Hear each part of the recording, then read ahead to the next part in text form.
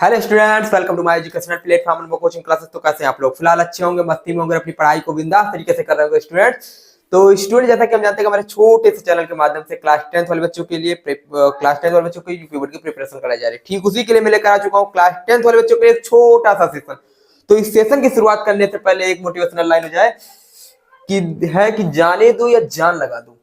क्योंकि जिस वक्त आप चादर के ताव के नीचे सो रहे होंगे तो उस वक्त कोई दूसरा आपकी हकीकत बना रहा है। ठीक है, तो यानी देखिए ये लाइन लिखी है, ये लाइन मोटिवेशनल आप लोग देख लीजिएगा। उसके बाद इस सेशन की शुरुआत करने से पहले देखो, सेशन में मैं आप लोग को बताने वाला हूँ अनिवार्य संस्कृत के बारे में।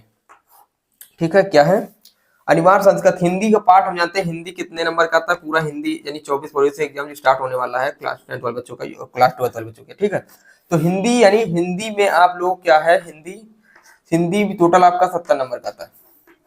ठीक, ध्यान से देखिएगा, पहले भी हमने बताया, अभी बता रहे हैं। ठीक है, हिंदी टोटल कितने नंबर का आता है? 70 नंबर का आता है। 70 नंबर में आपका क्या होगा, 20 नंबर आपका एमसीक्यू, जो कि पहले हमने बताया था, अभी बता रहे हैं। 20 नंबर आपका क्या हो जाएगा, एमसीक्यू हो जाएगा। 50 नंबर आपका थ्योरिकल हो जाएगा। ठीक, ये फिर से हम बता दे रहे हैं।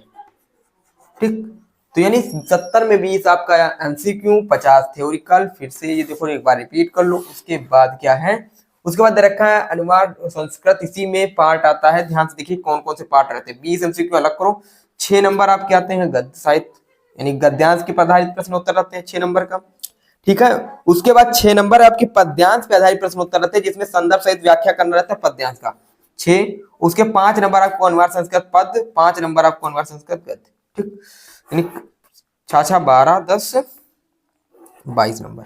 तो 22 नंबर आपको संदर्भ लिखने के यानी व्याख्या और संदर्भ के, 22 नंबर आपके व्याख्या और संदर्भ के, और 20 नंबर आपके एमसीक्यू, टोटल हो गए 42 नंबर। 42 नंबर आपके यहाँ से क्लियर होंगे। ठीक है, और ज्यादा कुछ मेहनत भी नहीं करना।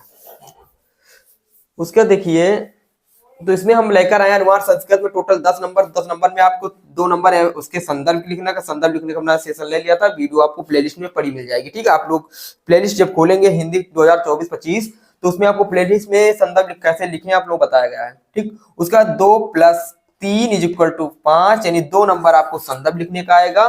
4 संदर्भ लिखने के लिए आएंगे, हिंदी गद्यांश, हिंदी पद्यांश, अनिवार्य संस्कृत गद्यांश, अनिवार्य संस्कृत पद्यांश। टोटल 8 नंबर संदर्भ के रहने वाले। संदर्भ आप लिखना तैयार कर लीजिए। ठीक, उसके बाद 3 नंबर आपको, इसको जब अर्थ बताएंगे अनिवार्य संस्कृत का, उसका 3 नंबर मिलेगा। यानी 2 + 3 यानी 2 + 3 = 5। 5 नंबर आपके यहाँ से क्लियर होंगे। उसको 2 + 3 = 5। 5 नंबर आपके यहाँ से क्लियर होंगे। ठीक है, टोटल अब देखिए चैप्टर हम देखेंगे हमारे अनिवार्य संस्कृत में कौन कौन चैप्टर दे रखे हैं, हमारे टॉपिक में कौन कौन चैप्टर हैं।